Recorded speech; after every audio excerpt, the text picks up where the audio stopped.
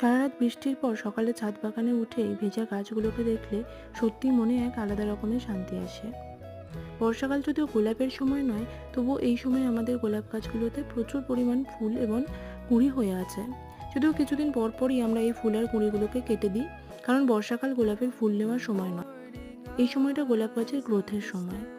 আর যারা গোলাপ গাছ লাগিয়েছেন তারা নিশ্চয়ই জানেন যে বর্ষাকালটা গোলাপ গাছের ফাঙ্গাল ইনফেকশন হওয়ার প্রবণতা অনেক বেশি থাকে। তাই এই সময় ফাঙ্গিসাইডটা নিয়মিত স্প্রে করা ভীষণ জরুরি। এছাড়াও বেশ কয়েকদিন ভারী বৃষ্টি হলে গোলাপ গাছের পাতা হলুদ হয়ে অনেক সময় পড়ে যায়। তাই বর্ষাকালে গোলাপ গাছে ভীষণ বুঝে শুনে জল দিতে হয়। গোলাপ গাছের পরিচর্যা নিয়ে কারোর যদি কোনো জিজ্ঞাসা থাকে তাহলে আপনারা আমাদেরকে কমেন্টে জিজ্ঞাসা করতে পারেন।